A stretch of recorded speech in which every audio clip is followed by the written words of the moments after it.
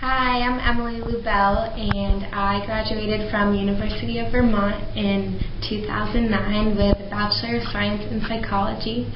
And this past year, I won the Fulbright Scholarship for research in Chile. I'm Janice Akadabikovic, and I graduated from UVM in May of 2008, and I received my Fulbright to go to Sweden for the academic year of 2010 to 2011. Hi, my name is Matthew Green. I'm a senior at UVM, graduating in 2 weeks, and I'm a European Studies major in the College of Arts and Sciences, and I won the Fulbright English Teaching Assistantship to the Czech Republic, to the city of Havlíčkův Brod in the middle of Bohemia, and I will be teaching at 2 high schools there next year, and really excited. I'll be talking about American culture and teaching English to high school students and to some college students, which is kind of terrifying, but it should be fun. The relationship between socioeconomic status and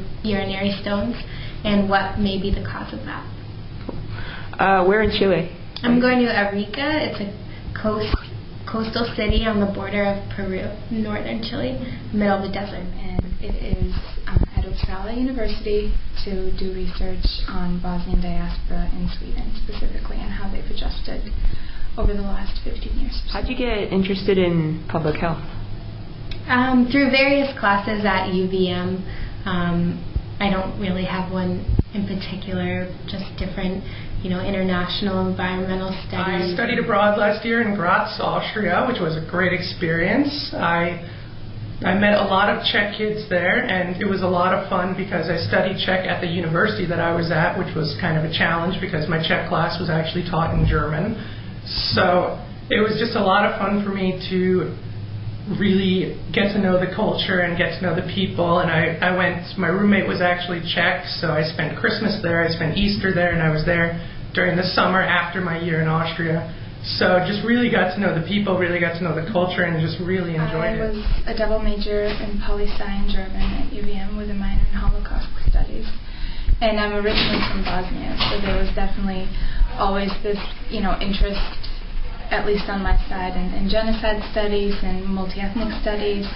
And I had written my honors college thesis on Bosnian propaganda during the war, and basically how ethnic tensions were created through propaganda and how that led to war. And so I had done kind of extensive research a year, and I went on a public health program, and for my independent study I looked at water quality with relation to human health and saw that kidney stones seemed to be correlated with the quality of the water there. So I wanted to do further research on that. And I basically built upon the research that I had done at UVM through my thesis work. And so I looked through my bibliography of my thesis. The Fulbright process helped you, in terms of clarifying what you want to do after Fulbright? Or? Definitely. I don't know about clarifying it, maybe question.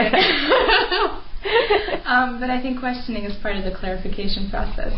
Mm-hmm. So I was very hell-bent on law school and basically applied for law school and the Fulbright at the same time. And so the Fulbright process helped with the personal statement because I transferred a lot of that to the law school personal statement. Go for it and not to really hold back with what you want to say, and just to actually have a plan for what you want to do, and just think about what makes you different for that, because of course that's what you're always going to hear, that you need to bring something different to the table, but it doesn't matter what it is, just as long as it's interesting and it's not something you're going to hear every day. But that's still an open question, and I think I'm going to leave it open for at least the first few months of the Fulbright grant. And if I end up liking the research that I'm doing there, then I'll definitely look into a PhD program as opposed to law school once I come back to the U.S. So you're going to you'll leave next March? Yeah. Wow. I try to go in February and go to Patagonia first. Nice.